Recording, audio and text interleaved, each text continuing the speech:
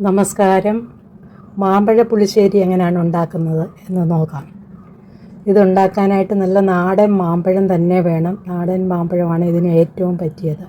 പിന്നെ പഴുത്ത മാങ്ങ മുറിച്ചും പുളിയൊക്കെ ഉണ്ടാക്കാവുന്നതാണ്. പക്ഷേ അത്രയും രുചി ഇതിന് കിട്ടുമെന്ന് തോന്നുന്നില്ല. അതുകൊണ്ട് നാടൻ മാങ്ങ ഈ സമയത്ത് ധാരാളം കിട്ടുന്നതാണ്. ആ സമയത്ത് അത് ഉണ്ടാക്കി നോക്കുക. ഇവിടെ എങ്ങനെയാണ് ഉണ്ടാക്കുന്നതെന്ന് നോക്കാം. ഇവിടെ ഞാൻ 10 മാമ്പഴമാണ് എടുത്തിരിക്കുന്നത്. അതിനെ നന്നായിട്ടൊന്ന് ഞെരടിയെടുക്കാം. പച്ചമുളക് എരിവിനനുസരിച്ച് ഇതിലേക്ക് ചേർക്കാം. ഞാനിതിൽ 5 പച്ചമുളകാണ് ചേർത്തിരിക്കുന്നത്. 1 ടീസ്പൂൺ പഞ്ചസാര, ആവശ്യത്തിന് ഉപ്പ്,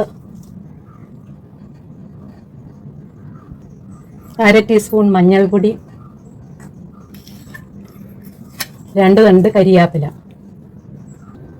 1/4 കപ്പ് വെള്ളം ഒഴിച്ച് ഇളക്കി അടുപ്പത്ത് വെച്ച് അടച്ച് വെച്ച് നന്നായിട്ട് വേവിച്ചെടുക്കുക. വേവിക്കുമ്പോൾ തിരിച്ചും മറിച്ചും ഒക്കെ ഇട്ട് കൊടുക്കണം. ഇനി ഇതിനെ ഒന്ന് തുറന്ന് തിരിച്ചും മറിച്ച് വിട്ടൊന്ന് ഇളക്കി കൊടുക്കുക.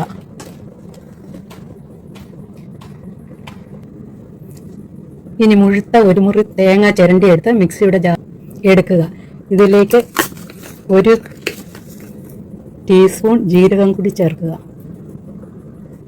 ആവശ്യത്തിന് വെള്ളം ഒഴിച്ച് നല്ല പേസ്റ്റായിട്ട് അരച്ചെടുക്കുക. നല്ല പേസ്റ്റായിരിക്കണം.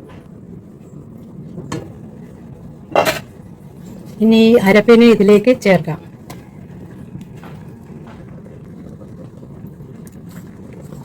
ഒരു 1/4 കപ്പ് വെള്ളം ഒഴിച്ച് ഈ ജാറിനെ ഒന്ന് കഴുകി ചേർക്കാം ഇതിലേക്ക്. ഇനി ഇത് നന്നായിട്ടൊന്ന് തിളയ്ക്കാൻ വെക്കുക. നന്നായിട്ട് തിളച്ചിട്ടുണ്ട്. ഇനി ഗ്യാസ് ഓഫ് ചെയ്ത് ഇതിനെ ഒന്ന് മാറ്റി വെക്കുക. ഇതിൻ്റെ തിളയൊന്ന് നിന്ന് കഴിഞ്ഞ് 2 കപ്പ് തൈര് മിക്സിയുടെ ജാറിൽ എടുത്തിട്ടുണ്ട്. ഇതിനെ ഒന്ന് അടിച്ച് ആ മാമ്പഴ പുളിശ്ശേരിയിലേക്ക് ഒഴിച്ചു കൊടുക്കുക.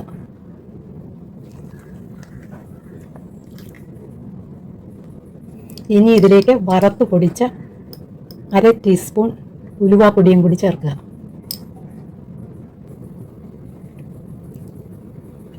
ഇനി ഒരു കടായിയോ പാനോ അടുപ്പത്ത് വെച്ച് കുറച്ച് വെളിച്ചെണ്ണ ഒഴിച്ചു കൊടുക്കുക. കുറച്ച് കടുക് ഇട്ട് കൊടുക്കുക. സ്വല്പം കരിയാപ്പില, ഒരു 3-4 വറ്റൽമുളക്,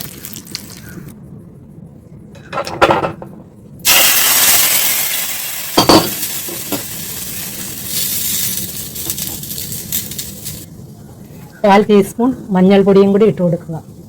ഇനി ഇതിൻ്റെ ടേസ്റ്റ് നോക്കുക. ഉപ്പ് ആവശ്യമെങ്കിൽ വീണ്ടും ഇട്ട് കൊടുക്കുക. അങ്ങനെ നമ്മുടെ കറി തയ്യാറായി കഴിഞ്ഞു. Okay, thank you for watching.